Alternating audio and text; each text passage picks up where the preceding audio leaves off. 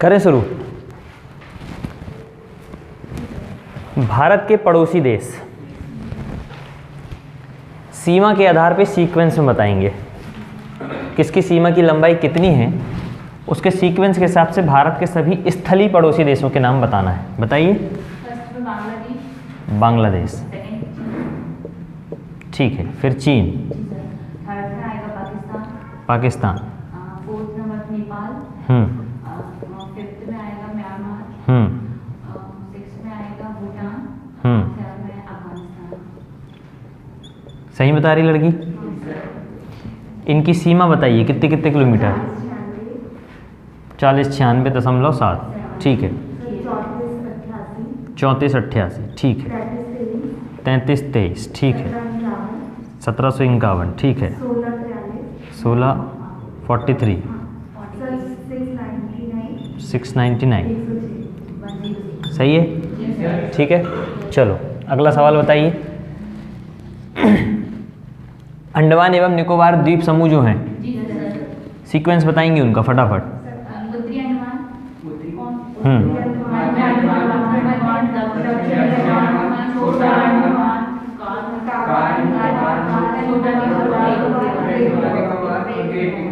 ये इसलिए बता रहा हूँ क्योंकि आज इनका सबसे ज़्यादा उपयोग आपको पढ़ने पे मिलेगा आज, क्योंकि जलीय सीमा हम लोग पढ़ेंगे इसीलिए, ठीक है। चलिए बहुत बढ़िया। इसके अलावा आप मुझे सवाल बताइए, भारत का क्षेत्रफल कितना है? 32। क्षेत्रफल की दृष्टि से भारत विश्व में कितने नंबर पे है? अब बता दीजिए, पूरे विश्व में क्षेत्रफल की दृष्टि से अगर देखा जाए तो सारे विश्वों का सीक्वेंस चाहिए मुझे, बताइए। कनाडा, चीन, यूएसए, ब्राजील, ऑस्ट्रेलिया, इंडिया, ठीक है। देखा जाए तो सारे वर्ल्ड में क्षेत्रफल की दृष्टि से ये बड़े बड़े देश हैं, जिसमें 7वें नंबर पे हमारा क्या आ जाता है? इंडिया आ जाता है। तो ये सीक्वेंस आपसे पेपर में पूछ चुका है कई बार, ये पूछ चुका है, ये पूछ चुका है, ये पूछ चुका है, हर बार पूछ लेते हैं, ठीक है। अब बताएंगे भारत का क्षेत्रफल है कितना है? भारत का क्षेत्रफल पूरे विश्व में कितने प्रतिशत है? %। इतना % पूरे विश्व में हमारा भारत शामिल है। चलिए बहुत बढ़िया। अगला सवाल बताएंगे, मतलब अगला सवाल बताएंगे, भारत किस प्रकार का देश है? त्रिकोणीय, चतुष्कोणीय, सुन तो लिया करो पहले। अगला सवाल, मानक रेखा कितने डिग्री पे है? 82.5 डिग्री। किन किन राज्यों से गुजरती है? यूपी, झारखंड,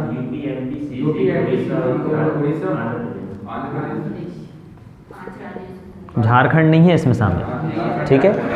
ये 5 राज्य हैं जहां से कौन गुजरता है? 82.5 डिग्री की मानक रेखा, जिससे आप समय डिसाइड करते हैं अपना। इसके बारे में अभी पूरा डिटेल में बताऊंगा मैं आपको।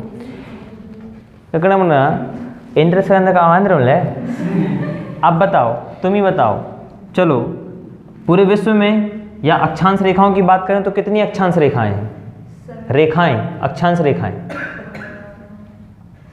181। इंद्रा का वेंद्र सामन अक्षांश रेखाएं, लैटिट्यूड लाइन 179 179 ना 179 क्या है ये? और अक्षांश कितने हैं?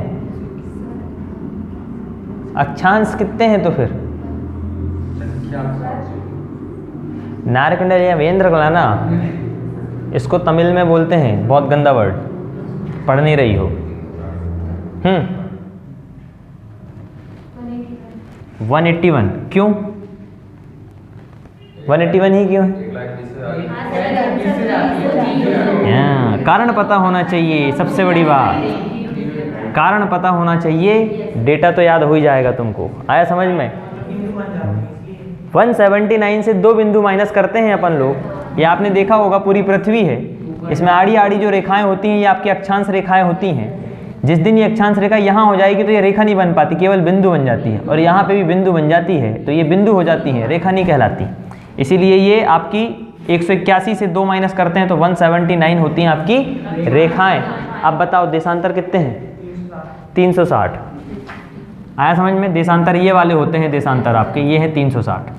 ठीक है, क्लियर है? चलिए बताएंगे भारत की अक्षांशीय स्थिति। आशीष अक्षांशीय स्थिति जी, 8.4 से लेके ऊपर। जब कभी भी आपसे सवाल ये पूछा जाए इंटरव्यू में, सबसे पहले पूछिए कि सर कौन सी अक्षांशीय स्थिति बतानी, मुख्य भूमि की या संपूर्ण भारत के नक्शे की? आप पूछो मेरे से सवाल। संपूर्ण भारत की बताओ। 8 डिग्री 4 मिनट उत्तरी अक्षांश। हो गया काम यहीं पे। मैं बोल रहा हूँ संपूर्ण भारत संपूर्ण भारत की जी। संपूर्ण भारत के लिए इंदिरा पॉइंट से लेके 6 डिग्री 4 मिनट से लेके 35 डिग्री 4-5 है ये। हाँ उत्तरी अक्षांश से 33 डिग्री 7 मिनट उत्तरी अक्षांश। 7-6 ऊपर नीचे चल जाता, कोई दिक्कत वाली बात नहीं।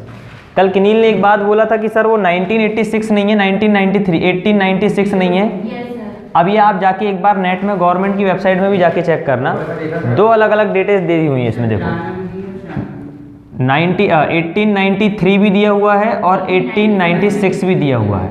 अब देखो हमें क्या मानना है, कुछ ऐसी जो वेरीफाइड बुक्स होती हैं, जैसे GC लियोन की एक बुक है जो कि सबसे ज़्यादा UPSC PCS वाले फॉलो करते हैं। ठीक है, एक वाणी प्रकाशन की बुक हो गई, ये वाली बुक्स जो हो गई, एक माजिद हुसैन की जो बुक है, इनकी बुक आप पढ़ेंगे तो इनमें आपको 96 ही मिलेगा। ठीक है, हालांकि ये हुआ समझौता तो जरूर 93 में था, परंतु ये ऐसा हो सकता है कि 96 में इसको अप्लाई कर दिए होंगे।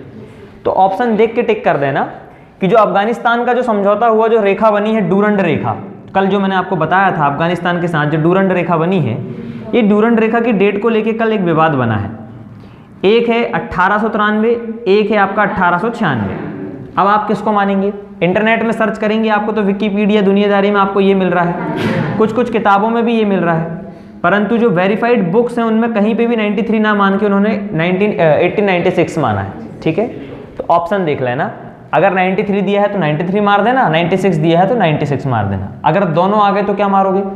96 ही मारना। ठीक है, क्योंकि ये वेरीफाइड लोग मान रहे हैं, इसलिए ल्यूसेंट से लेके बड़ी से बड़ी बुक उठा लो, सब में 96 है। ठीक है, छोटी से लेके बड़ी बुक तक स्टडी कर चुका हूँ मैं, तो मुझे यही मिला उसमें। गूगल प्राइवेट कंपनी नहीं है, गूगल केवल एक प्लेटफॉर्म है। तुम चाहो तो उसमें अपडेट करके अपने कंटेंट डाल सकते हो, तो अपनी अपनी चीज़ें डालते हैं गूगल में लोग, ऐसा है। चलिए, तो एक बात ये भी हो गई। अगला सवाल, देशांतर हो गए हैं, आपने अक्षांशीय स्थिति भारत की बता के रखी है मुझे इतनी। अब बताएंगे मुझे देशांतर स्थिति। चलो, देशांतर स्थिति बताने से पहले मुझे इसकी मुख्य भारत का अक्षांशीय स्थिति बताएंगे। हर्षित, भारत का मुख्य भूमि का 8 डिग्री 4 मिनट से लेके 7.67 यही है। पर ये है क्या? क्या है? उत्तरी अक्षांश। ये कैसे है, क्या है, ये सब आपको पता है। ठीक है, देशांतर बताओ भारत का। 68 डिग्री 7 मिनट से 97 डिग्री 25 मिनट। क्या है? पूर्वी देशांतर। पूर्वी देशांतर। वर्डों पे खेल है, वर्डों का ही काम है पूरा। ठीक है, पूर्वी देशांतर मतलब लॉन्गिट्यूड, राइट। तो ये चीज़ें आप लोगों ने कल पढ़ चुके हैं। अब कुछ और क्या पढ़ लिए थे कल आप लोगों ने? और वो पढ़ रही थी अब एक चीज़ और बता दो, सीमाएं के बारे में फटाफट रिवाइज कर लो ताकि आप लोगों को पता चल जाए। सबसे पहले बताएंगे कर्क रेखा भारत के कितने राज्यों से गुजरती है? 8 राज्यों से। बताएं आप सीक्वेंस इधर। अच्छा, तुम आए नहीं थे क्या कल? पता तो होगा ना कर्क रेखा के बारे में, गुजरती है। सुनी नहीं है आज के पहले? क्या बोला है? तुम आई थी ना कल, बताओ।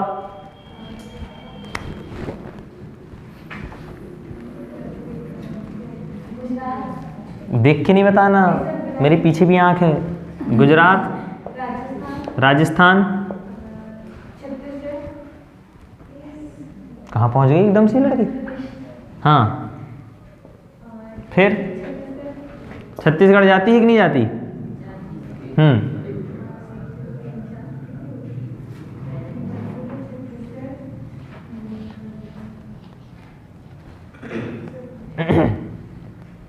बता भाई। गुजरात, राजस्थान, मध्य प्रदेश, छत्तीसगढ़, झारखंड, पश्चिम बंगाल, झारखंड, पश्चिम बंगाल, फिर त्रिपुरा, मिजोरम।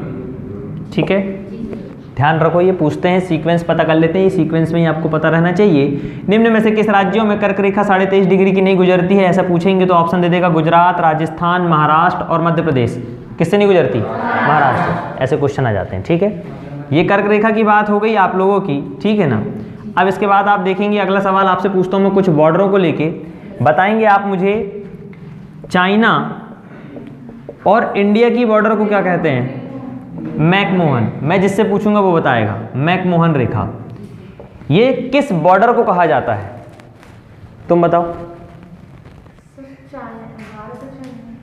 भारत चाइना की तो है, परंतु कौन सी सीमा है?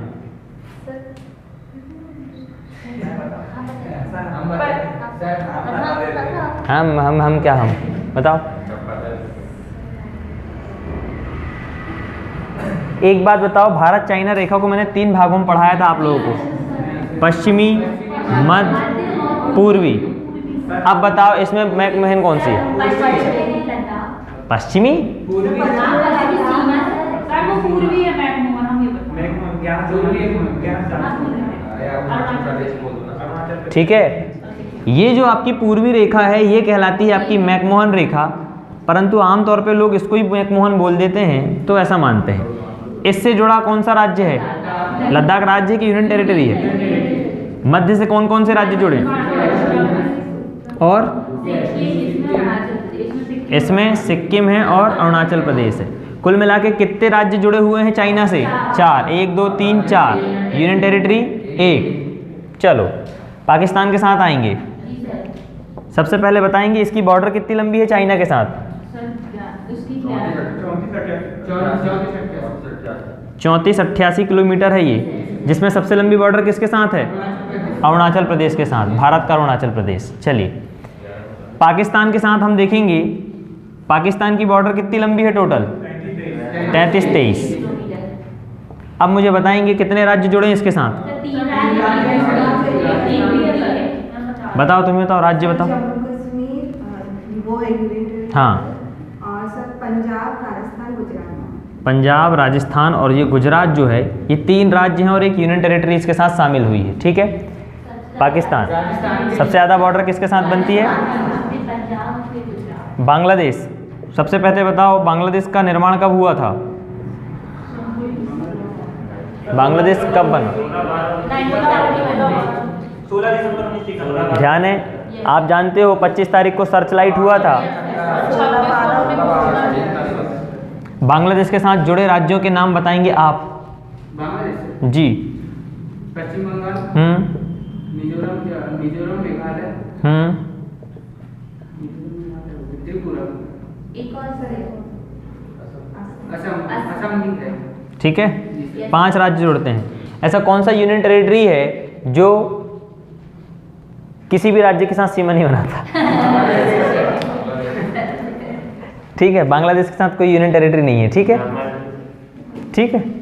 अच्छा, म्यांमार में भी नहीं है यूनियन टेरिटरी। तो म्यांमार के साथ जुड़े राज्यों के नाम? अरुणाचल प्रदेश, नीचे आ जाओ, नागालैंड, मणिपुर और मिजोरम।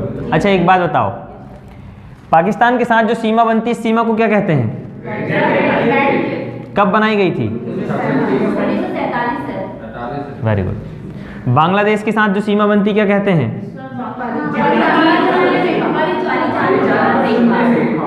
परिचालन या जीरो रेखा, शून्य रेखा। म्यांमार के साथ? Indo Burma. याद रखना पीटी में बेटा यही क्वेश्चन है पूरे प्रीलिम्स में, इसके अलावा कुछ नहीं है। पूरे पीटी में यही क्वेश्चन पटके हैं। अब एक कौन सा देश बच गया अपना? अफगानिस्तान। अफगानिस्तान की सीमा को क्या कहते हैं? डूरंड रेखा। कब बनाई गई? 96 और एक और 1893 भी ध्यान रख लेना, ठीक है। Mortimer Durand. अब एक बात बताओ, कितने राज्य हैं और कितने यूनियन टेरिटरी हैं इसके साथ? निम्न में से कौन सा राज्य अफगानिस्तान के साथ सीमा बनाता है? पंजाब, गुजरात, हरियाणा और दिल्ली? कोई नहीं। ठीक है, थोड़ा क्वेश्चन को ध्यान से समझते हुए करना, क्योंकि ऐसे ही क्वेश्चन आपसे कंफ्यूजिंग करने के लिए वो ज़रूर पूछते हैं, क्योंकि वो आप लोगों को सपा समझते हैं कि आप लोग पीएससी के लायक नहीं हैं, परंतु आपको उन्हें साबित करना होता है कि आप पीएससी के लायक नहीं, पटवारी के लायक हैं। ठीक है, कोई भी चीज़ें अगर आपको अच्छे तरीके से समझ में आ रही हैं, पक्ष विपक्ष, तो आप क्या तैयारी कर रहे हैं? आईएएस की। अगर आपको केवल नेगेटिव और पॉजिटिव, केवल नेगेटिव या केवल पॉजिटिव समझ में आता है तो आप काय की तैयारी कर रहे हैं? जे कुछ ना समझ में आए तो काय की तैयारी कर रहे हैं? हेडिंग डालिए भारत की जलीय सीमाएं। रोज हम लोग रिवाइज कर लेंगे, ताकि अगर आप घर में नहीं भी कर पा रहे हैं तो यहाँ तो एटलीस्ट आपका रिवीजन होते रहे। 10 मिनट लगता है। भारत की जलीय सीमाएं।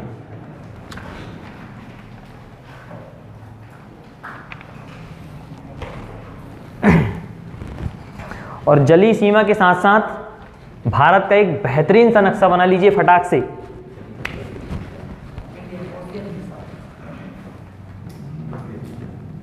हालांकि भारत का नक्शा आप चाहें तो यहां से आधा बना सकते हैं।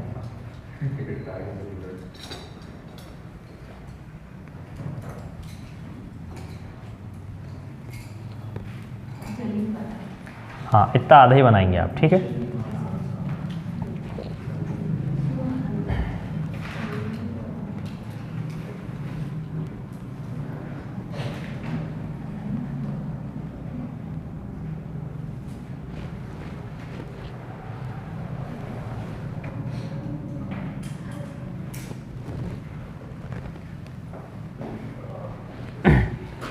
इतना बना लो और हिया का ना बना लो आप अच्छा बड़ा सा श्रीलंका, इतना ऐसा, और यहाँ पे ऐसे छोटे छोटे द्वीप बना लेना, क्योंकि इनको ही पढ़ना है आज आपको।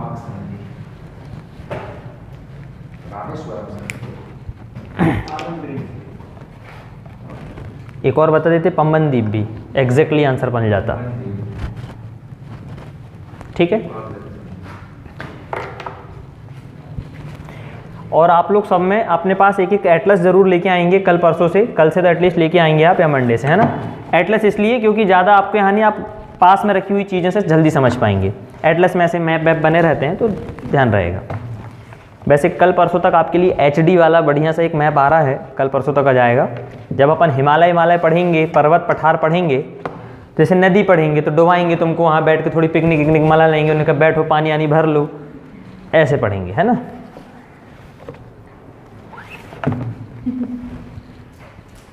थोड़ी देर बाद समझ में आई बात।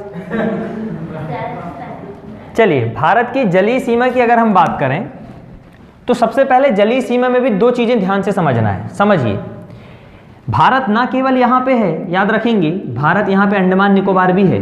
भारत यहाँ पे आप देखेंगे तो यहाँ पे आपका इधर अरब सागर के बीच में आपका पांडिचेरी वाला जो क्षेत्र है वो भी है भारत का हिस्सा, है कि नहीं।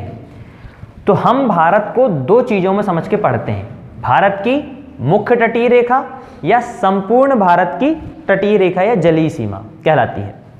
तो हम अभी मुख्य रूप से पढ़ रहे हैं किसकी, भारत की जलीय सीमाओं के बारे में। पहले तो देखेंगे कि टोटल सीमाएं कितनी हैं, टोटल कितने राज्य लगते हैं और किस देश के साथ इसकी जलीय सीमा साझा होती है। ठीक, अगर मैं भारत की जलीय सीमा की बात करूं, जलीय सीमा मतलब कोस्टल बॉर्डर की अगर हम बात करें, तो ये जलीय सीमा है भारत की ये वाले क्षेत्रों की। कौन सी, यहाँ से अगर आपका समुद्र लग जाता है तो यहाँ से लेके ऐसा ऐसा ऐसा ऐसा ऐसा, बस। अभी ना तो मैंने अंडमान निकोबार इसमें शामिल किया है और ना ही मैंने इसमें आपका ये वाला क्षेत्र शामिल किया। क्या बोलते हैं इसको यहाँ का, बार बार बोलता हूँ, पांडिचेरी नहीं बोलते, पुडुचेरी तो यहाँ पे है यार, इस लक्षद्वीप। ठीक, अब ये जलीय सीमा की अगर हम बात करें तो संपूर्ण भारत का ये वाला जो क्षेत्र है, मुख्य भूमि है, इसकी टोटल जलीय सीमा है आपकी 6100 किलोमीटर। ठीक है, ठीक। अब ये सीमा जो है आपकी कैसी है, इसमें ना तो आपका अंडमान निकोबार है और ना ही आपका यहाँ पे लक्षद्वीप शामिल है। तो लिखिए पहला पॉइंट, धीरे धीरे लिखते भी चलते चलेंगे। पहला पॉइंट लिखेंगे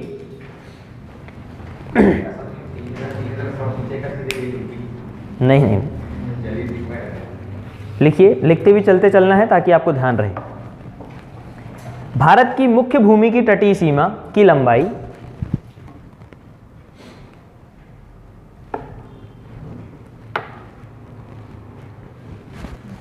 भारत की मुख्य भूमि की तटीय सीमा की लंबाई 6100 किलोमीटर है।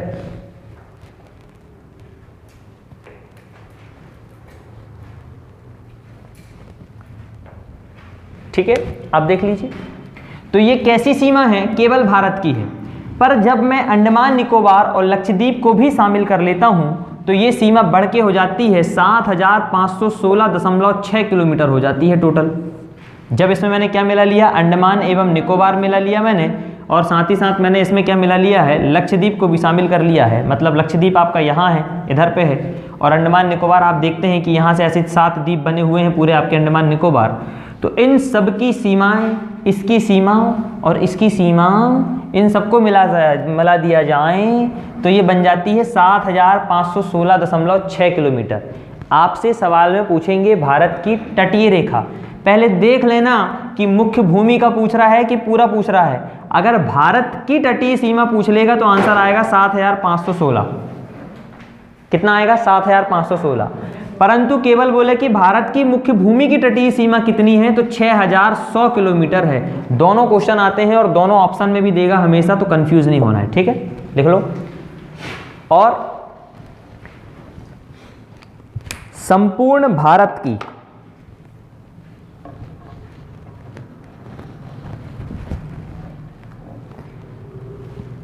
द्वीपों समेत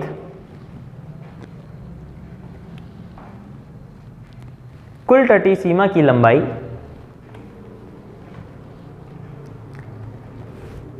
7516.6 किलोमीटर है। 7516.6 किलोमीटर है। ठीक है, अब एक बात बताओ, हमने कल भारत की जमीनी वाली सीमा पढ़े थे, ऊपर वाली, टोटल कितनी लंबाई थी? टोटल 15,200। मेरे को अच्छा लगता है कि आपको आंकड़े याद रहते हैं तो बहुत अच्छी बात है। अब ये 15,200 जमीनी सीमा है भारत की, और जलीय सीमा कितनी है आपकी? 7516.6। अगर इसमें मैं 7516.6 जोड़ देता हूं तो दशमलव का 6, 6, 1, 5, 2, 7, 7, 5, 12, 2, 1 और 2, कुल मिला के भारत की जो ओवरऑल लंबाई निकल के आती है वो कितनी आती है? 22,706। क्लियर है? लिख लीजिए। इसी आधार पर संपूर्ण भारत की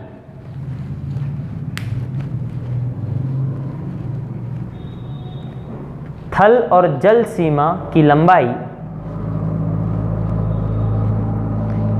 22,716.6 किलोमीटर है।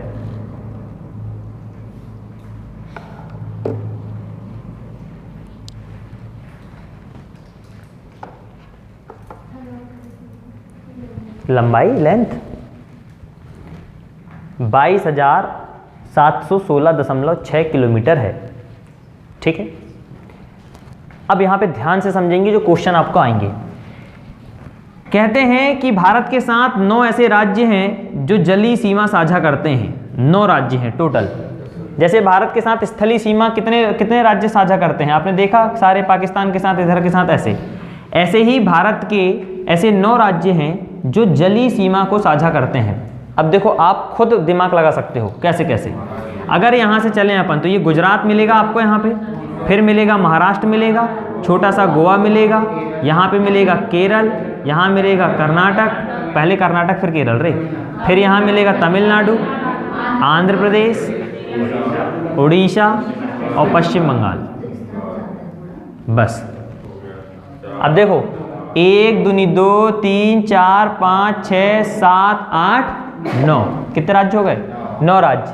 कैसे कैसे राज्य हैं? एक हो गया गुजरात, एक हो गया महाराष्ट्र, एक हो गया गोवा, एक हो गया कर्नाटक, एक हो गया केरल, तमिलनाडु, आंध्र प्रदेश, उड़ीसा,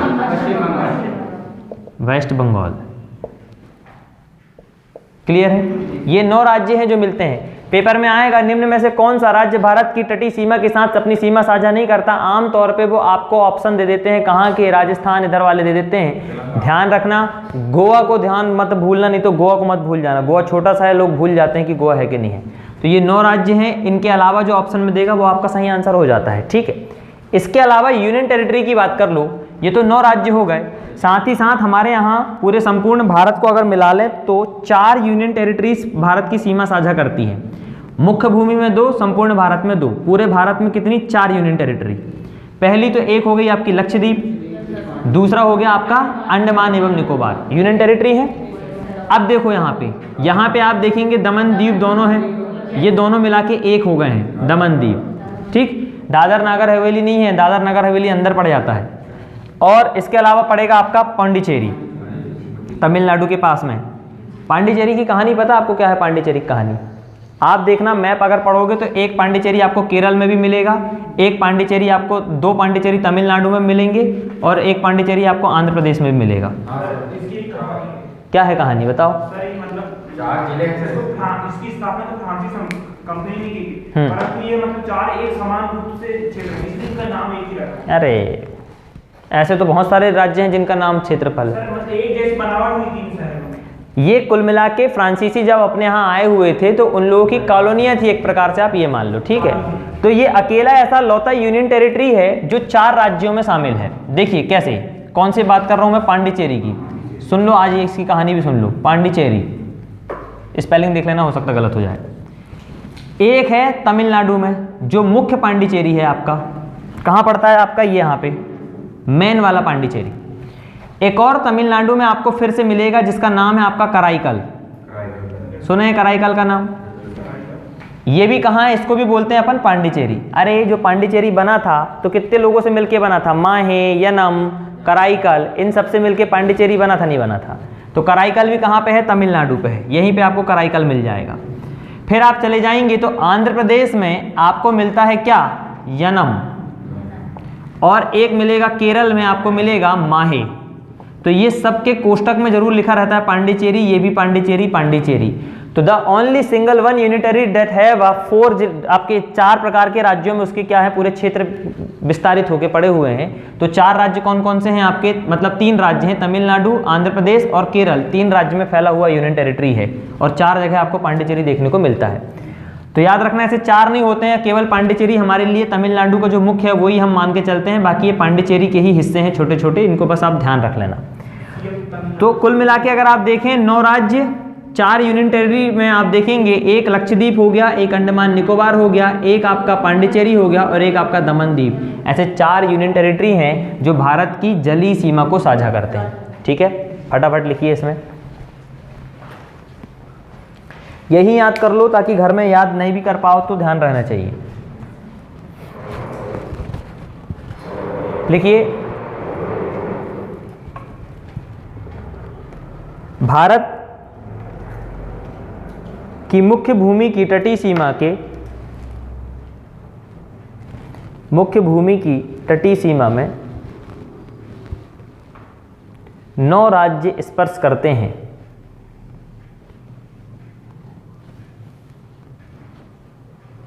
सीक्वेंस में नाम लिखेंगे सबका। ठीक है, ऊपर से आओ नीचे, नीचे से उतर जा, चढ़ जाओ ऊपर, ऐसे करके। ऊपर आ जाएगा गुजरात, फिर डैश करके आगे लिखेंगे महाराष्ट्र, गोवा, फिर आ जाएगा आपका कर्नाटका, फिर आ जाएगा केरला, तमिलनाडु। मेरे लिए सबसे बेस्ट जगह है तमिलनाडु, मैं चेन्नई में बहुत दिन तक रहा हूँ। तमिलनाडु, उसके बाद फिर आंध्र प्रदेश, ओडिशा और पश्चिम बंगाल। बताइए उड़ीसा का नाम कब परिवर्तित किया गया? ठीक है, उड़ीसा से क्या कर दिए? ओडिशा। एवं 4 संघ शासित प्रदेश, मतलब यूनियन टेरिटरीज।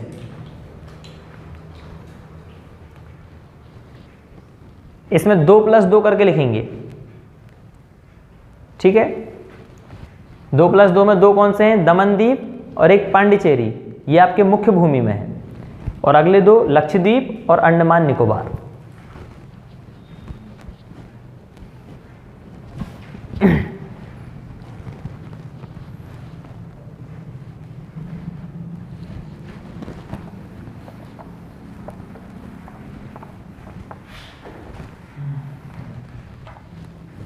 आया समझ में?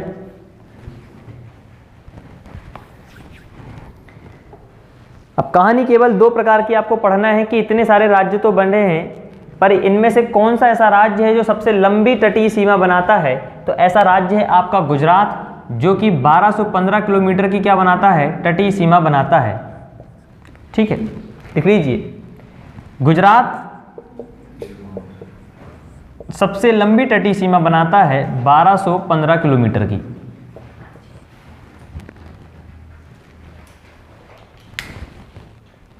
ठीक है,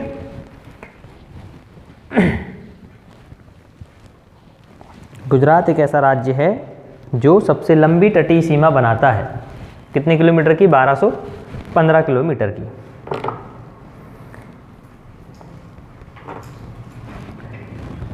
अब एक काम करो, एक टेबल बनाओ, एक साइड लिख लो राज्य और एक साइड लिख लो सीमा की लंबाई। ये सीमा मतलब बॉर्डर की लंबाई है, तुम अपने घर की सीमा की बात नहीं करना।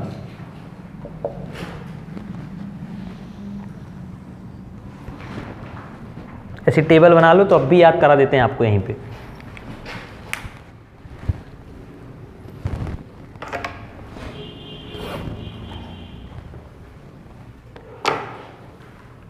अगर संपूर्ण भारत की बात करें, पूरे भारत में सबसे लंबी तटीय सीमा मतलब अंडमान निकोबार को मिला लें, लक्षद्वीप को मिला लें और पूरे भारत को मिला लें, तो सबसे लंबी तटीय सीमा बनाता है अंडमान एवं निकोबार।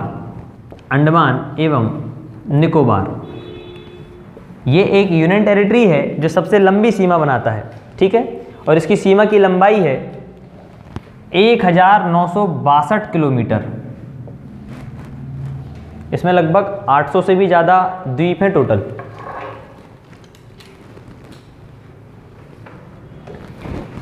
इसके बाद देखेंगे तो गुजरात जो कि 1215 किलोमीटर की बनाता है। ठीक, आंध्र प्रदेश है फिर इसके बाद,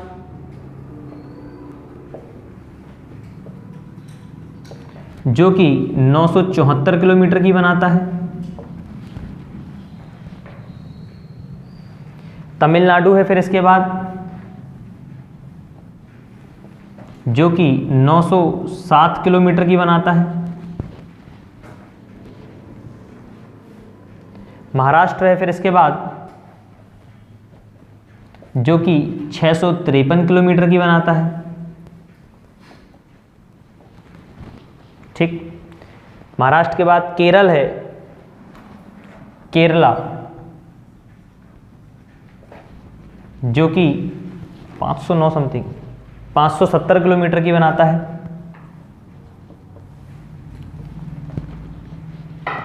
ठीक, इसके बाद ओडिशा है 476, मैं बोल दे रहा हूं आप लिख लेना ना, ओडिशा 476। कर्नाटक बनाता है 280 किलोमीटर की।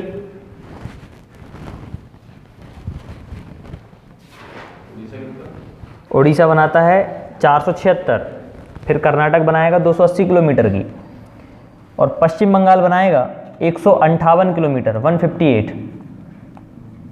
पश्चिम बंगाल, वेस्ट बंगाल 158 किलोमीटर की सीमा है। फिर है लक्षद्वीप 132, गोवा 151, पुडुचेरी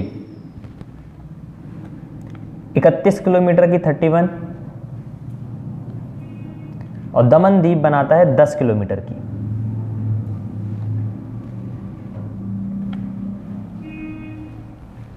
दमन द्वीप बनाता है 10 किलोमीटर की।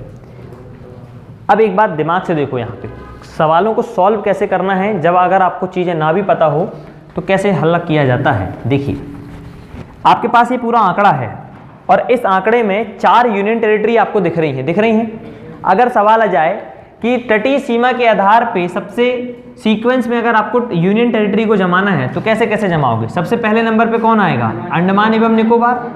सेकंड नंबर में क्या आएगा आपका, बताइए? हाँ, लक्षद्वीप।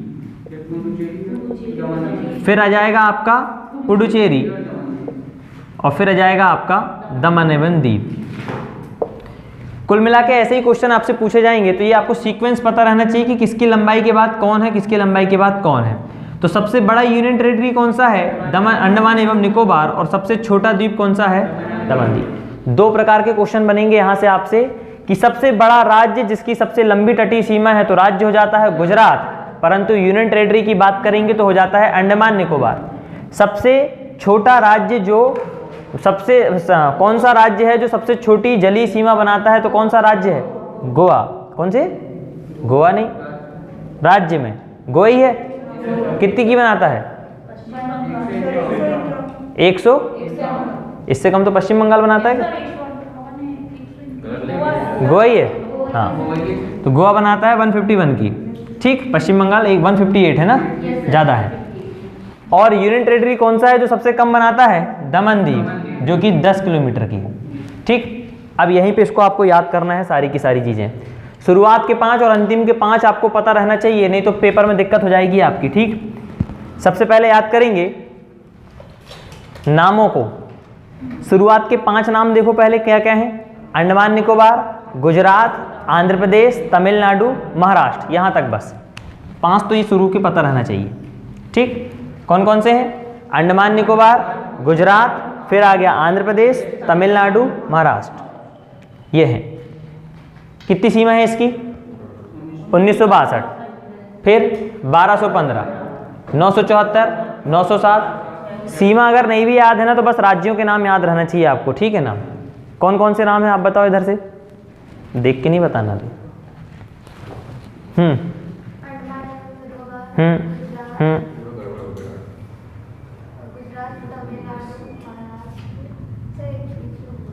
एक कौन सा भूल गए?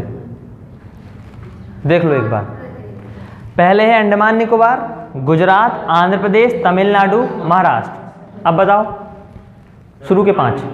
हाँ, आंध्र प्रदेश, तमिलनाडु, महाराष्ट्र। तुम बताओ। अंडमान निकोबार, गुजरात, आंध्र प्रदेश, तमिलनाडु, महाराष्ट्र। मतलब तटीय सीमा है, हमें पता चला किसके लिए पढ़ रहे हैं ये भी पता रहना चाहिए। तुम बताओ। सर अंडमान निकोबार, फिर गुजरात, आंध्र प्रदेश, तमिलनाडु, महाराष्ट्र। आप बताओ। अंडमान निकोबार, गुजरात, तमिलनाडु, अरे आंध्र प्रदेश, तमिलनाडु, तुम बताओ। अंडमान निकोबार, गुजरात, आंध्र प्रदेश, तमिलनाडु, महाराष्ट्र। अंडमान निकोबार, गुजरात, आंध्र प्रदेश, तमिलनाडु, महाराष्ट्र। अंडमान निकोबार, गुजरात, आंध्र प्रदेश, तमिलनाडु, महाराष्ट्र। अंडमान निकोबार, गुजरात, महाराष्ट्र। नहीं सर, अंडमान निकोबार, गुजरात, आंध्र प्रदेश, महाराष्ट्र, तमिलनाडु। इसलिए तो पूछता हूँ मैं सबसे।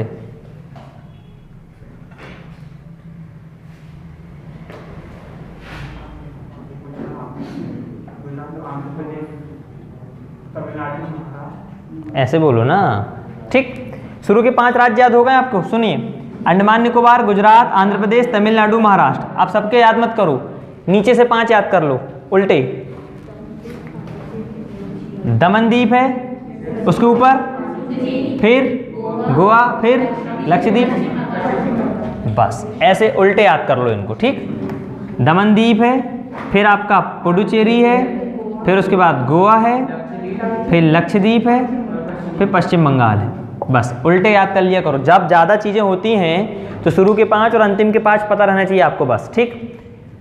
दमनदीप, पुडुचेरी, ऊपर गोवा, फिर उसके ऊपर फिर आपका क्या है, फिर उसके बाद पश्चिम बंगाल, ठीक। गोवा पे ज्यादा सर सीमा लक्षद्वीप से सर कितनी लिखे हो? गोवा में सर 32 सीमा लिखा सर, लक्षद्वीप में 130। हाँ तो उल्टा लिख, अरे ओवरऑल लिख लो ना। सबसे कम किसकी है? दमनदीप की। उसकी उससे कम किसकी, उससे ज़्यादा किसकी है? पांडिचेरी की। फिर उसके ऊपर लक्षद्वीप, ऐसे बताना चाहिए ना। तो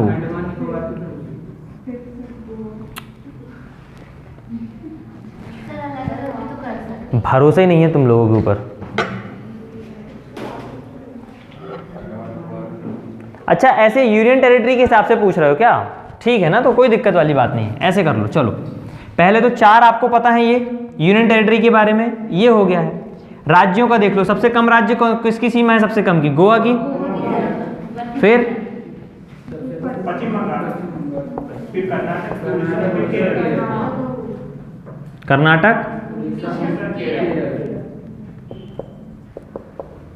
एक काम करो, सारे राज्य की एक तरफ से बना लो। ये हो गया गुजरात, फिर हो गया आंध्र प्रदेश, फिर हो गया तमिलनाडु, फिर हो गया महाराष्ट्र, फिर हो गया केरल, ओडिशा, कर्नाटक, पश्चिम बंगाल और ये गोवा। ठीक है, ये राज्य हो गए। यूटीज़ में आपको पता है अंडमान एवं निकोबार, फिर इसके बाद आपका क्या आ गया? लक्षद्वीप, फिर पुडुचेरी और फिर दमन एवं दीव। ठीक है, हो जाएंगे याद, अब दिक्कत तो नहीं है। चलो एक बार राज्य का यहीं पे फटाफट रिवीजन कर लो। ओहो, हाँ जी, राज्यों का बताइए, इनका बताओ। गुजरात, आंध्र प्रदेश, 4 तो शुरू के पता ही होगा हैं, केरल, उड़ीसा, कर्नाटक, पश्चिम बंगाल और गोवा। हो जाएंगे याद? किसी को कोई दिक्कत है? कल पूछूंगा बेटा सबसे यही बात। चलो ये तो होगा आपके जितने सारे राज्य थे, जितने सारे यूनियन टेरिटरी थे, जो सीमाएं बनाते हैं, कौन बड़ा है कौन छोटा है, ये सब कुछ आपने देख लिया है। अब जो बातें शायद आपने आज से पहले नहीं सुनी होंगी वो समझ लीजिए पहले कि जलीय सीमा की बातें होती क्या हैं।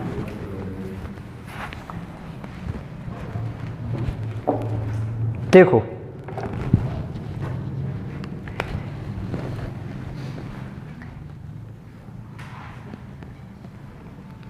ये जमीन है, क्या है ये? जमीन है।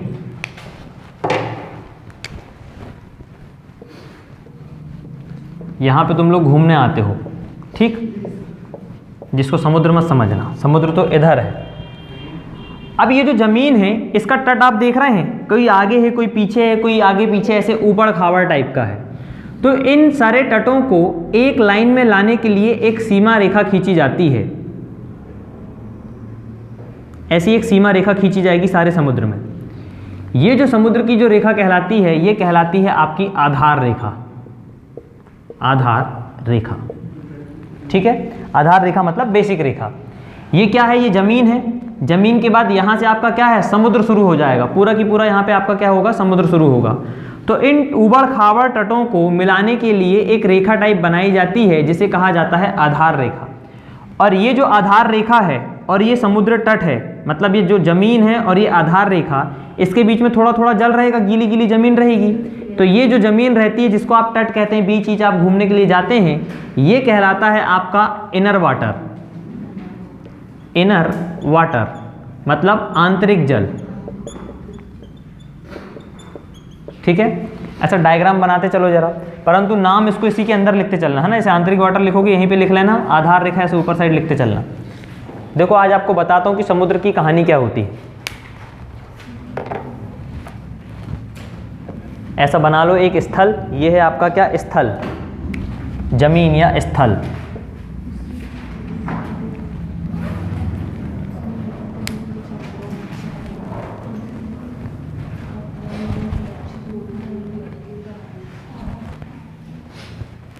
बना लिए?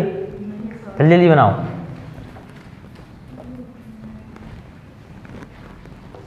आधार रेखा यहाँ है आपकी, है ना? वो ये क्या है आपका? आंतरिक जल। आंतरिक जल।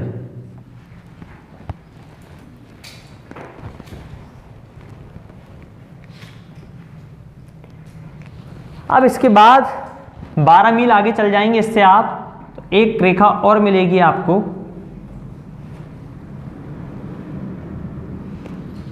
ये वाली रेखा कहलाती है अविच्छिन्न मंडल। अविच्छिन्न मंडल, या इसी को एक बोला जाता है संलग्न क्षेत्र।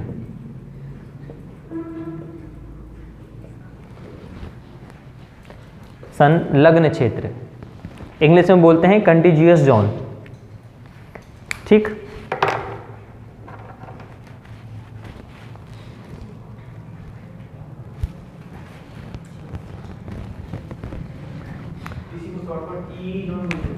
इकोनॉमिक, अरे यार का इकोनॉमिक जोन, ये है आपका विशिष्ट आर्थिक मंडल। विशिष्ट आर्थिक मंडल, इसे ही बोला जाता है economic zone. Economic zone, special economic zone, ठीक है। अब इनका तात्पर्य क्या है पहले समझ लीजिए, बना लो पहले, आराम से समझना है, क्योंकि यहां से मेंस में भी उठ के आते हैं क्वेश्चन और प्रीलिम्स में तो आते ही आते हैं।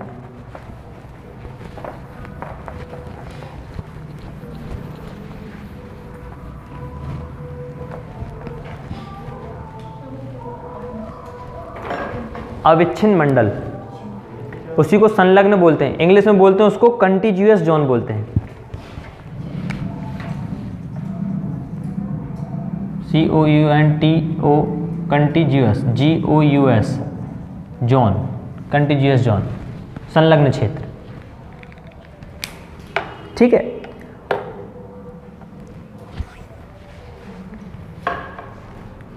अभी लिखवा दूंगा, टेंशन मत लो, पहले अभी समझना है आपको।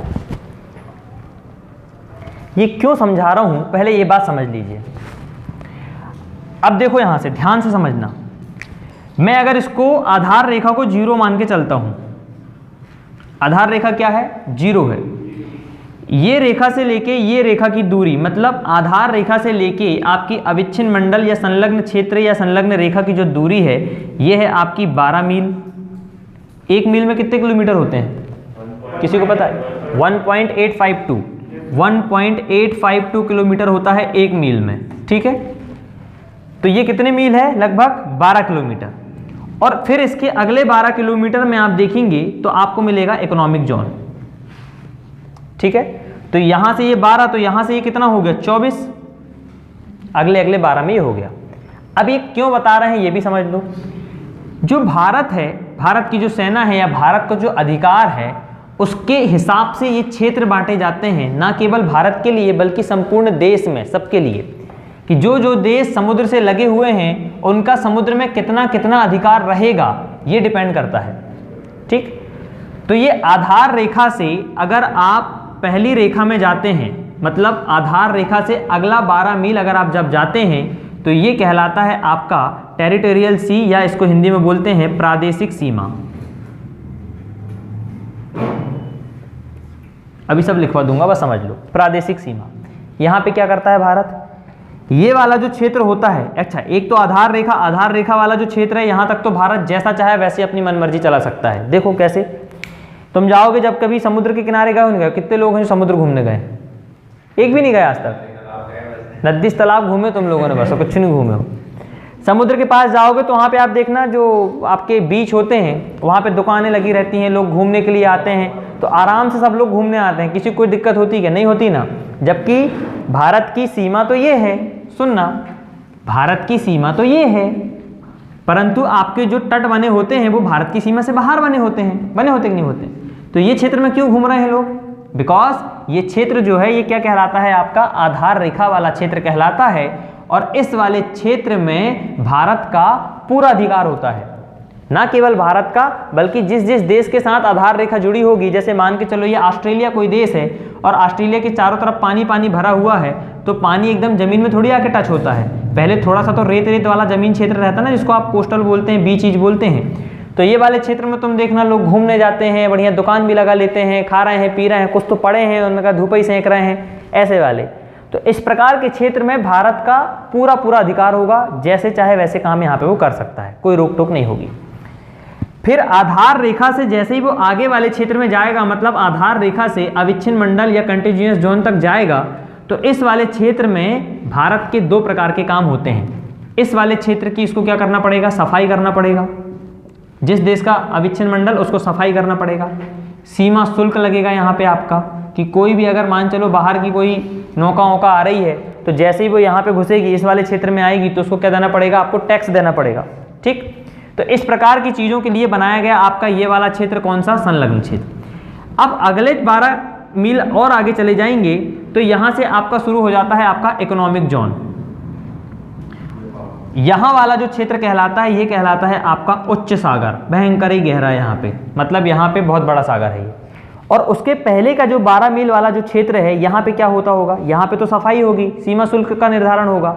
यहाँ पे क्या होगा, जैसे कोई वैज्ञानिकों को रिसर्च करना है, कोई द्वीप की क्या करना है, खोज करने जाना है, कोई बड़ा सा उनको प्रोजेक्ट चल रहा है। आप देखना जो मिसाइल गिराते हैं, कहाँ गिराते हैं, अरे यहीं गिराते हैं, इधर नहीं गिराते, कहाँ गिराते हैं, इधर गिराते हैं। देखिए जब कभी भी आपका क्या बोलते हैं परीक्षण करते हैं, जब कभी भी आपके कोई भी नासा अपना इसरो या DRDO वगैरह जो भी प्रशिक्षण करते हैं, तो जो मिसाइल लाके लैंड कराते हैं, गिराते हैं, वो कहाँ गिराते हैं, इस वाले क्षेत्र में गिराते हैं। ना यहाँ गिराएंगे ना यहाँ गिराएंगे, कहाँ गिराएंगे, इस वाले क्षेत्र में ही गिराएंगे, क्योंकि गिरा रहे हैं तो भारत का अधिकार तो है ही ना, वहाँ पे कोई बात ही नहीं है। तो इस वाले क्षेत्र में रिसर्च हो सकती है, इस वाले क्षेत्र में द्वीपों की खोज हो सकती है, इस वाले क्षेत्र में कुछ आपकी नए प्रकार की चीज़ें कर सकते हैं। तो ये वाला क्षेत्र कहलाता है आपका संलग्न क्षेत्र। और इसके बाद का जो क्षेत्र कहलाएगा, ये कहलाता है आपका उच्च सागर। और ये उच्च सागर में आप देखना दुनिया के सारे देशों का अधिकार होता है। यहाँ से अगर कोई जहाज जा रही होगी तो भारत मना नहीं करेगा कि यहाँ से जहाज क्यों जा रही है, परंतु इस वाले क्षेत्र से जैसे ही जहाज जाने लगेगी तो बोलेगा भैया टैक्स दो, हमारे क्षेत्र से क्यों जा रहे हो, हमारे यहाँ आए हो तो पहले रॉयल्टी कटाओ, ये कटाओ वो कटाओ। तो जैसे ही समुद्री सीमा की जब हम बात करते हैं तो कुछ इस प्रकार का नज़ारा आपको समुद्री सीमा में देखने को मिलेगा कि इस स्थल सीमा से या जो आपकी ज़मीनी है, इस ज़मीन से लेके आधार रेखा का क्षेत्र कहलाता है जहाँ पे आंतरिक जल होता है, और ये वाला कहलाता है आपका आधार रेखा। आधार रेखा से 12 मील चले जाएंगे आप आगे तो आपको मिलेगी कौन सी, अविच्छिन्न मंडल मिलेगा या संलग्न क्षेत्र मिलेगा। इसके आगे जैसे ही आप जाते हैं तो आपको मिलेगा यहाँ पे क्या, विशिष्ट टाइप का क्षेत्र मिलेगा जहाँ पे आपको रिसर्च हो सकती है, वैज्ञानिक अपना द्वीप की खोज कर सकते हैं। और इसके बाद का जो क्षेत्र मिलेगा ये कहलाएगा आपका उच्च सागर, जहाँ पे संपूर्ण देश का अधिकार होता है। ये पेपर में मेंस में आया है, भारत की जलीय सीमाओं का विस्तार पूर्वक वर्णन कीजिए। तब आपने इसको क्या करना था, 11 नंबर में आया था, और सोचो तब आपको इसको पूरा डायग्राम बनाना था और एक एक के बारे में लिखना था। 1.5 से 2 पेज का आंसर लिखते 1 नंबर मिल जाता आपको, बढ़िया आराम से 8-9 नंबर मिलता है। समझ रहे हो। पीटी में कैसे आएगा, प्रादेशिक सीमा आधार रेखा से कितने मील दूर होता है, 1 मील की कितनी दूरी होती है, ऐसे क्वेश्चन पीटी में दे देते हैं। आया समझ। कौन सा क्षेत्र भारत का आर्थिक इकोनॉमिक क्षेत्र कहलाता है जिसका संबंध जलीय सीमा से है, तो कौन सा क्षेत्र कहलाएगा, विशिष्ट इकोनॉमिकल जोन कहलाएगा।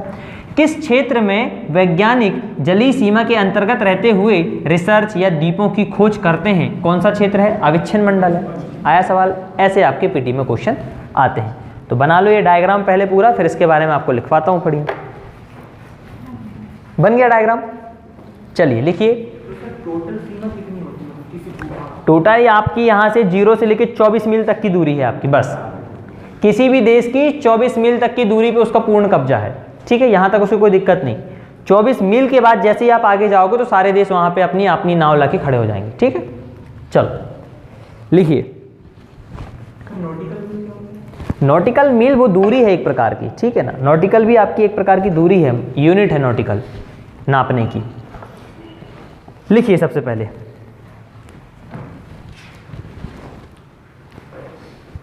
इसमें लिखेंगे अंतर्राष्ट्रीय समुद्री संगठन के अनुसार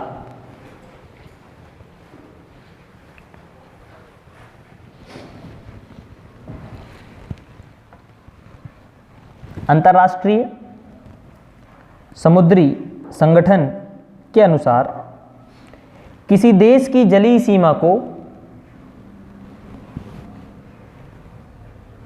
किसी देश की जलीय सीमा को 3 भागों में विभाजित किया जा सकता है।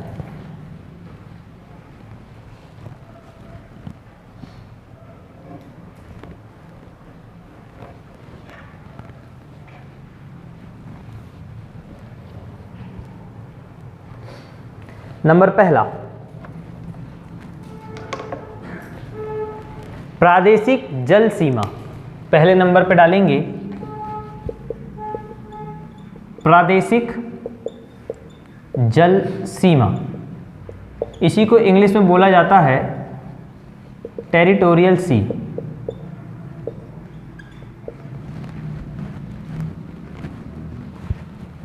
ठीक है, इसके अंदर लिखिए क्या कहलाता है ये।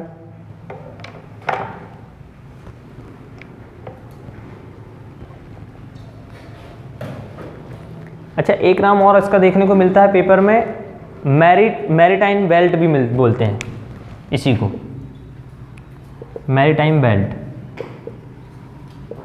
ठीक है, ये दोनों नाम अगर आ जाए पेपर में तो ध्यान रखना। लिखिए, इसके अंदर लिखिए, यह क्षेत्र आधार रेखा से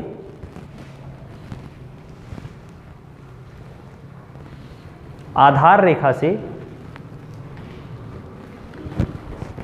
12 समुद्री मील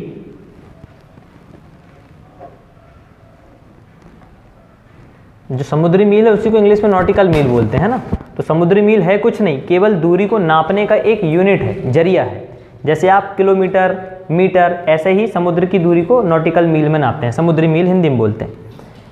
तो 12 मील मतलब आधार रेखा से 12 मील समुद्री मील की दूरी को कहते हैं।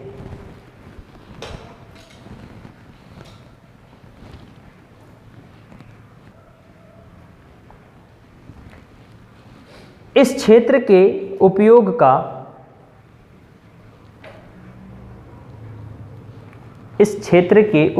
का भारत को संपूर्ण अधिकार प्राप्त है।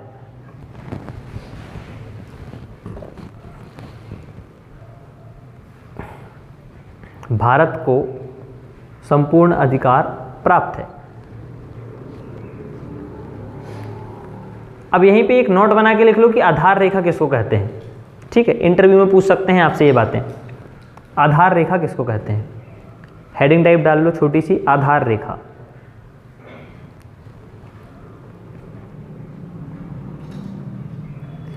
आधार रेखा टेढ़े मेढ़े तट को मिलाने वाली, आधार रेखा टेढ़े मेढ़े तट को मिलाने वाली एक काल्पनिक सीधी रेखा है।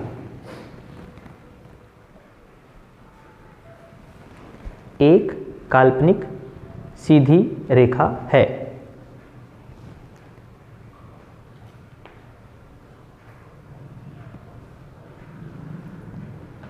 और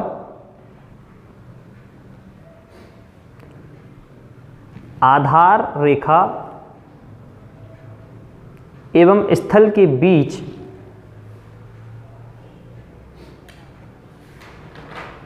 आधार रेखा एवं स्थलीय भाग या स्थल के बीच स्थित समुद्री जल को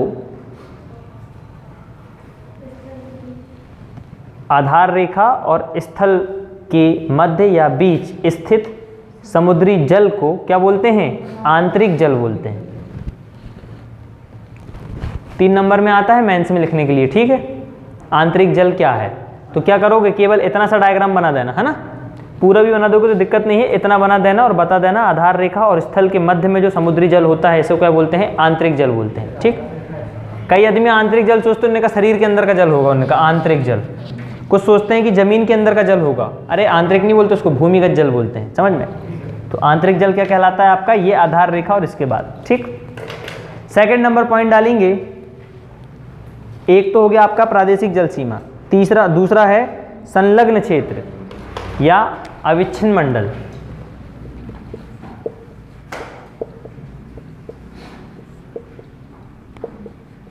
इंग्लिश में बोलते हैं इसको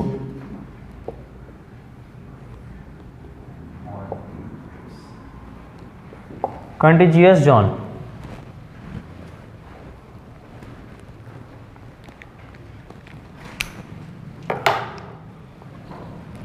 इसको डैश करके लिखेंगे आगे।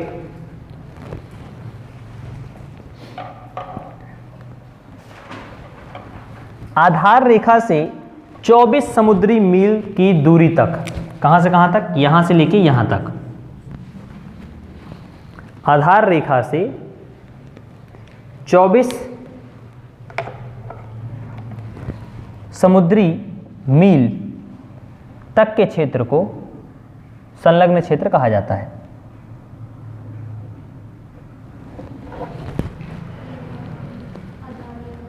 आधार रेखा से 24 समुद्री मील की दूरी तक 24 नॉटिकल माइल की दूरी तक के क्षेत्र को क्या कहा जाता है? संलग्न क्षेत्र कहा जाता है।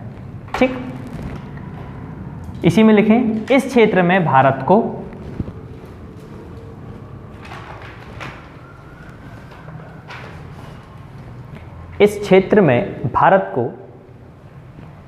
साफ सफाई, सीमा शुल्क,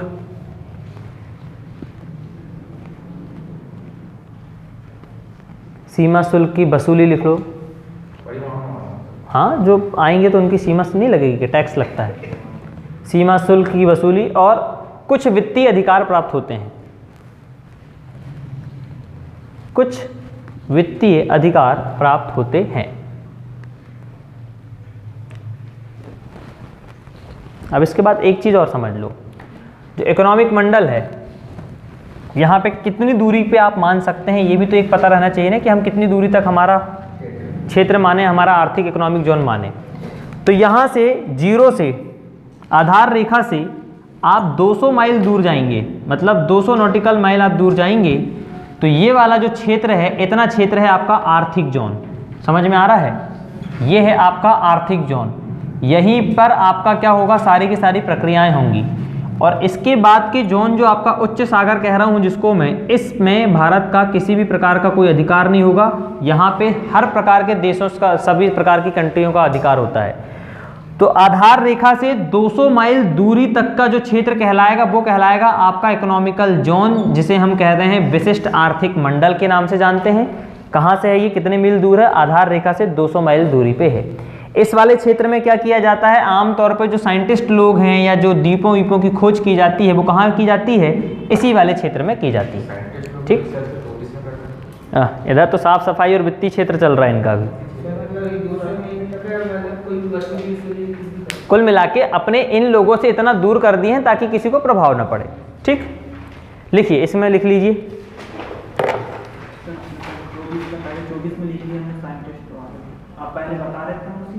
अभी कहाँ लिखवा दिया 24 में, मैंने कहाँ लिखवाया?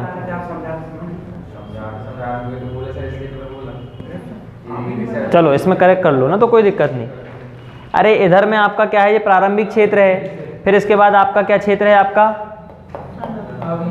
अविच्छिन्न मंडल है। यहाँ पे आपका सीमा शुल्क और वित्तीय वाला होगा। इधर पे हो सकता है बोलते बोलते बोल जाऊंगा। तो आर्थिक क्षेत्र में आपका चीज़ें चलती हैं। लिख लीजिए, उसको लिखवा देता हूँ, लिखो। यह क्षेत्र आधार रेखा से 200 मील दूरी पर होता है।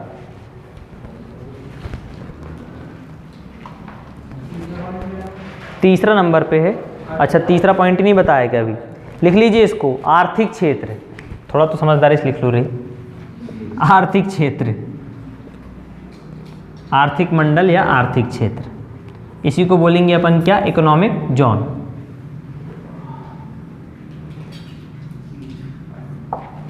इसमें लिखना, ठीक है, तीसरा नंबर पॉइंट है ये। लिख लिए। 3 भागों में बांटा गया है, 1, 2, 3, और 3 में से पहला हो गया, दूसरा हो गया, तीसरे में लिखेंगे आधार रेखा से 200 माइल की दूरी तक का क्षेत्र कहलाता है आर्थिक क्षेत्र।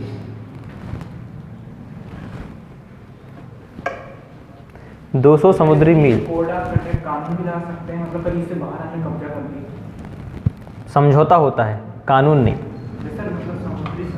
हाँ, लिखो। 200 माइल की दूरी तक के क्षेत्र को क्या कहेंगे, आर्थिक मंडल। इस क्षेत्र में भारत को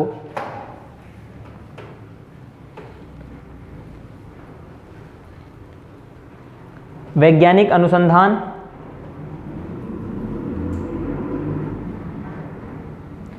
एवं नए द्वीपों के निर्माण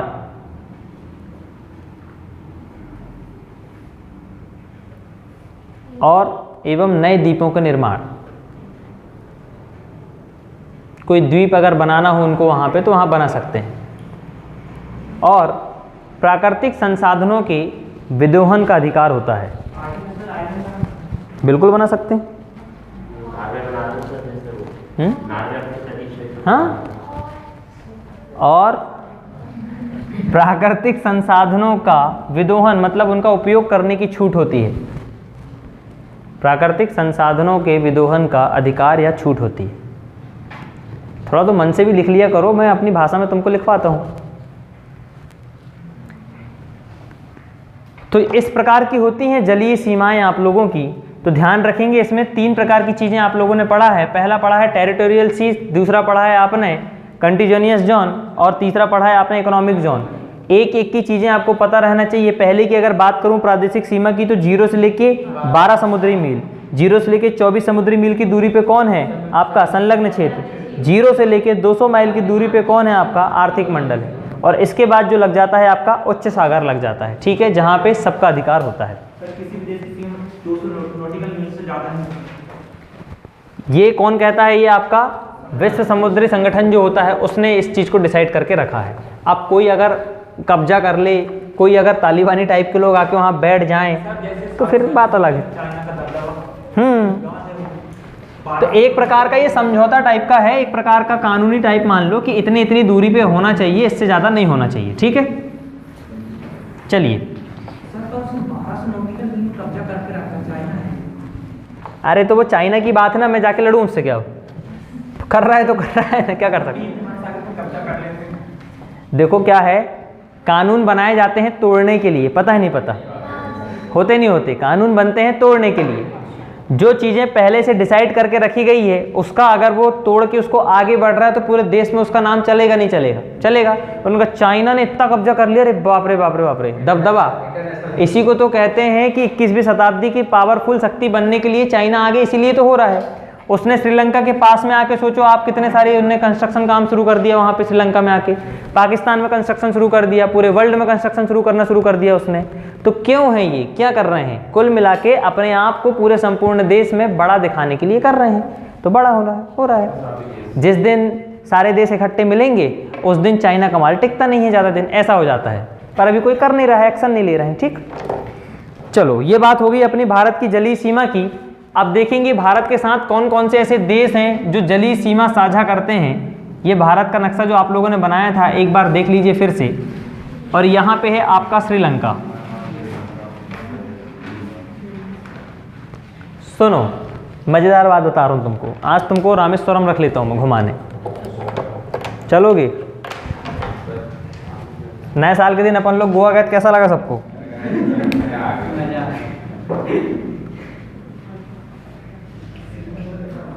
ऐसा है ये, आ समझ में। अगर श्रीलंका और भारत के बीच की कहानी देखें, अभी केवल इसको समझ लो, तो इन दोनों के बीच में एक ब्रिज टाइप का बना हुआ है जिसे कहा जाता है आदम ब्रिज, ठीक। और जिस रामेश्वरम का नाम आपने सुन के रखा हुआ है वो रामेश्वरम भी कहाँ है? इसी ब्रिज के पास में एक और छोटा सा द्वीप है जिसे कहा जाता है पंबन द्वीप। पेपर में आता है ये जो पंबन द्वीप है, इसी पंबन द्वीप में रामेश्वरम का मंदिर है। रामेश्वरम यही है रामेश्वरम, ठीक है। कुल मिला के भारत को श्रीलंका से जोड़ने का काम करता है आदम ब्रिज, और इसी आदम ब्रिज के पास में आप देखेंगे एक पंबन द्वीप है जिसमें रामेश्वरम स्थित है। ये एक प्रकार का ब्रिज है बेटा। कुछ लोग कहते हैं वो भगवान राम जी जब जा रहे थे सीता जी को लाने के लिए तो ऐसे फेंक फेंक के बनाए थे, है ना। एक में लिखे राम तो तैर गया, एक में लिखे राम तो तैर गया। एक बानर ने क्या करा, उनने कहा भगवान राम का मैं भी हो सकता है मेरा नाम लिखूं। उनने दूसरा नाम लिखा, उसमें लिख दिया उनने गन्नू लेके फेंका उनने, तो वो भी डूब गया उसमें। ऐसा लोग बताते हैं कि एक बानर ने क्या करा था, राम ना लिख के खुद का नाम लिखा और उसमें फेंक दिया। तो वो इतना बड़ा पत्थर लेके जाते थे, एक तो इतना सा बानर इतना बड़ा पत्थर लेके जाता था, गया पत्थर फेंकते फेंकते वो भी गिर गया तो डूब गया, पता ही नहीं चला कहते उसको।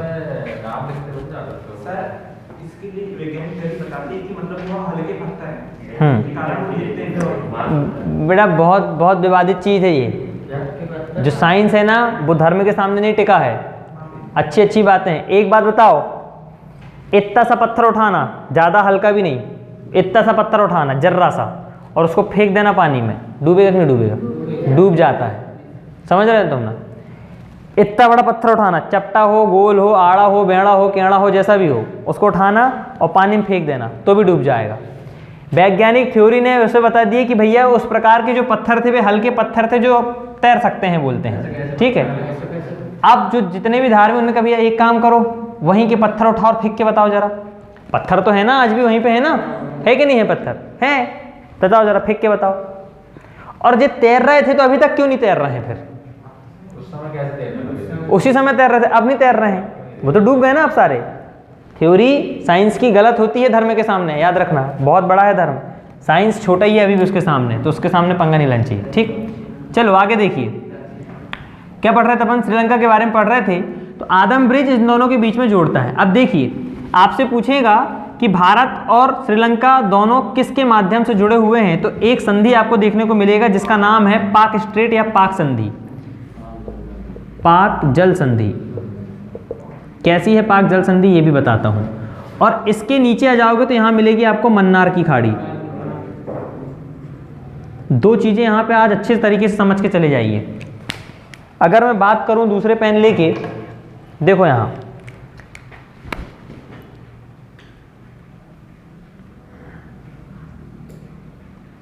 ये पानी वाला क्षेत्र है ना, ये पूरा पानी पानी है, और यहां पे भी आपका पानी पानी है पूरा, पमनदीप ये। कुल मिला के कहानी अगर मैं आपको समझाने की बात करूं तो आदम ब्रिज के ऊपर वाला भाग जो है, मतलब उत्तरी वाला भाग जो है वो क्या है? पाक जल संधि है। और आदम ब्रिज के जस्ट नीचे वाले भाग मतलब दक्षिणी भाग को देखें तो ये क्या है? मन्नार की खाड़ी है। समझ पा रहे हैं? आदम ब्रिज केवल एक मेडिएटर का काम करता है। याद रखना, पेपर में जब आएगा सवाल भारत श्रीलंका से किसके माध्यम से विभाजित होता है, अलग होता है, तो वहां पे ऑप्शन में देगा आपको पंबन द्वीप, आदम ब्रिज, मन्नार की खाड़ी या पाक जल संधि। किससे अलग होता है? आंसर है उसका केवल और केवल पाक जल संधि। पाक जल संधि के माध्यम से श्रीलंका और भारत के बीच का विभाजन होता है। अब सर मन्नार की खाड़ी से भी तो हो रहा है, तो मन्नार की खाड़ी केवल तमिलनाडु को इससे दूर करती है। तो ये जो मन्नार की खाड़ी है, ये जो हमारा तमिलनाडु वाला क्षेत्र है और श्रीलंका वाला क्षेत्र है, इन दोनों के बीच की विभाजक संधि है कौन सी? मन्नार की खाड़ी। जबकि पाक जल स्ट्रेट जो है वो क्या है? आपकी पूरे संपूर्ण भारत और श्रीलंका के बीच की कहानी है। आया समझ में? तो ये दो तीन चीज़ें आपको पता रहना चाहिए। डायग्राम के माध्यम से आप चीज़ें बना लेना कि आपका आदम ब्रिज है, ये है, ऐसा है, ऐसा है, ऐसा है। पाक जल संधि ऊपर है, मन्नार की खाड़ी नीचे है। फटाक से डायग्राम बनाइए। पहले बड़ी सी हेडिंग डाल लो एक, और बड़ी हेडिंग है जलीय पड़ोसी देश, वाटर नेबरिंग कंट्रीज।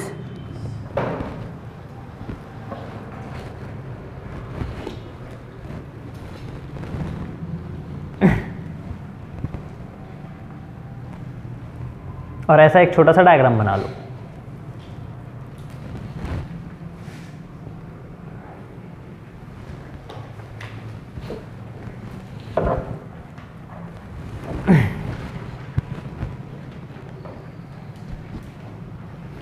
हिया का ना कौन सा महासागर है? तुम्हारी हिंद महासागर है ये। इतना जो है ना पूरा कौन सा महासागर है? हिंद महासागर है ये पूरा।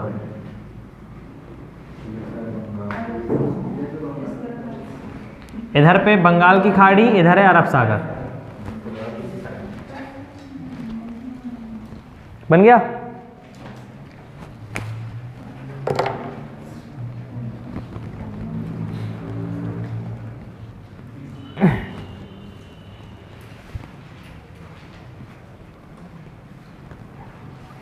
जब कभी भी मेंस में आंसर राइटिंग करो तो डायग्राम जरूर बनाना, ठीक है ना? क्योंकि डायग्राम सबसे ज़्यादा इंपॉर्टेंट है। डायग्राम आपको 2 नंबर ज़्यादा ही देते हैं हमेशा। साफ सुथरा डायग्राम बनाना, मैंने कहा कुछ भी बना दिए, पता ही नहीं चल रहा क्या बना के आ गए हैं। कौन सा श्रीलंका है, कौन सा भारत है, समझ में ही नहीं आए।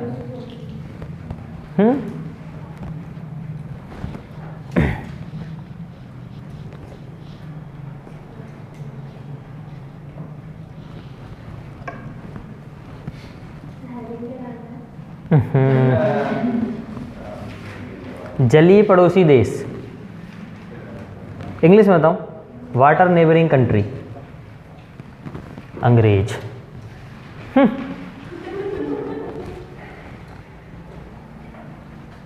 It can't be defined with the Hindi man part of from India. ऐसे बोलते हैं अंग्रेज। कैसे बोलते हैं? एक वीडियो वायरल हुई, आरजे नवेद को जानते हो तुम? वो मुर्गा बनाता है, उसने एक को लगाया फ़ोन तो वो लड़की से बात कराता है उसको, अंग्रेजी में बात करती है, अरे मैडम मेरे को नहीं आती, आप हिंदी में बोलो, हिंदी में बोलो, हिंदी में बोलो। बहुत देर तक चिल्लाता है, उसके बाद वो खुद ही हाँ या करना शुरू कर देता है वो। उसके बाद दे गाली बकना शुरू करता है। तो या से तात्पर्य ये नहीं है कि तुमको अंग्रेजी आती है, ऐसे या मत करो, आती है तो या करो, ठीक है। उनने बोला पता चला, उसने बोला पता चला, you are donkey, you are just a bloody bullshit man, या तो थोड़ा दिक्कत हो जाएगी वहाँ पे, है ना। तो किनील या नहीं करना है, चलिए तुम यो कर सकते हो। चलिए लिखिए, आपने डायग्राम जो बनाया है, कुल मिला के हम पढ़ रहे हैं, अभी तक तो हमने भारत के क्षेत्र की पढ़ा था। अब हमें ये चीज़ देखना है कि भारत के साथ कौन कौन से ऐसे देश हैं जो जलीय पड़ोसी देश कहलाएंगे। ऐसे आमतौर पे तो बहुत सारे देश हैं, पहले नॉर्मली रूप से समझ लो डायग्राम के माध्यम से।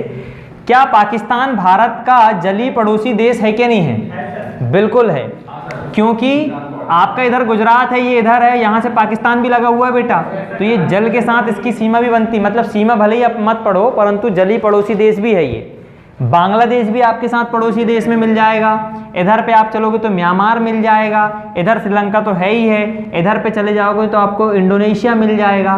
तो ये सारे देश आपके भारत के कैसे देश हैं? जलीय पड़ोसी देश हैं। इनमें से जो मुख्य रूप से हमारे लिए जरूरी है उनको हम पढ़ रहे हैं। तो पहला देश है जिसका नाम है क्या? श्रीलंका, ठीक है। थाईलैंड भी है, श्रीलंका भी, ऐसे तो वियतनाम भी हो जाएगा फिर तो आपका, बहुत सारे इधर तुम जाओगे इंडोनेशिया, वियतनाम, थाईलैंड, इधर बहुत सारे लोग मिल जाएंगे। तो इंडोनेशिया सबसे किनारे पड़ता है, उसका सुमात्रा द्वीप जो है, इसलिए अपन है। चलिए सबसे पहले नंबर पे हेडिंग डाल लीजिए, भारत श्रीलंका जलीय सीमा।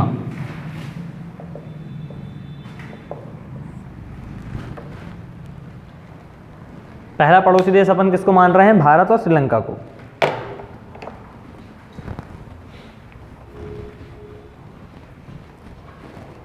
क्योंकि आप लोगों को सब चीजें पता है, पाक जल संधि पता है, मन्नार की खाड़ी पता है, पम्बन द्वीप पता है, आदम ब्रिज पता है, तो इसमें बताने वाली कोई बात नहीं, लिख लीजिए। हिंद महासागर में स्थित श्रीलंका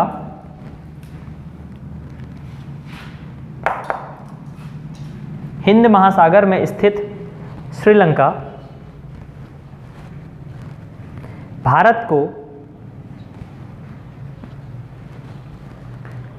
पाक जल संधि, इंग्लिश में बोलते हैं पाक स्ट्रेट,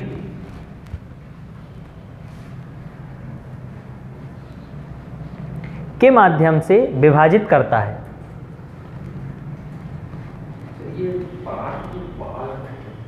पाक ही है वो, पाक, पाका PAL के,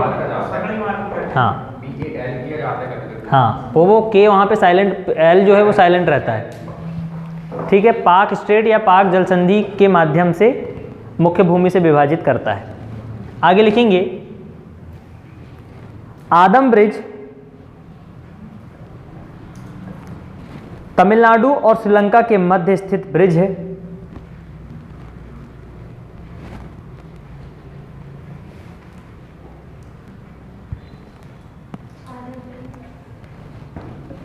तमिलनाडु और श्रीलंका के बीच स्थित एक ब्रिज है।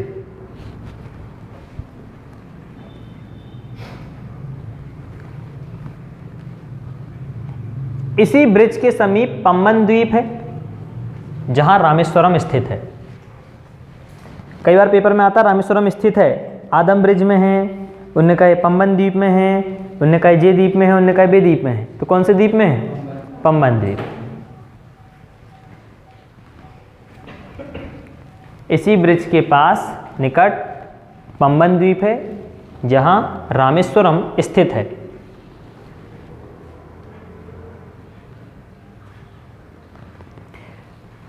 अगला पॉइंट लिखेंगे, आदम ब्रिज के उत्तर में मतलब नॉर्थ में पाक स्ट्रेट,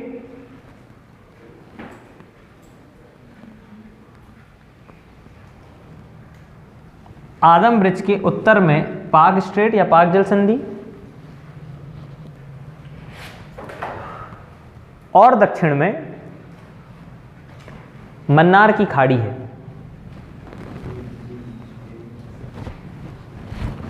आदम ब्रिज के उत्तर में पाक जल संधि और दक्षिण में गल्फ ऑफ मन्नार या मन्नार की खाड़ी है। ठीक है, तो ये है आपका श्रीलंका के साथ की कहानी। इसके बाद है आपके इंडोनेशिया है, म्यांमार है, तो इनको अपन पढ़ेंगे कल। ठीक है।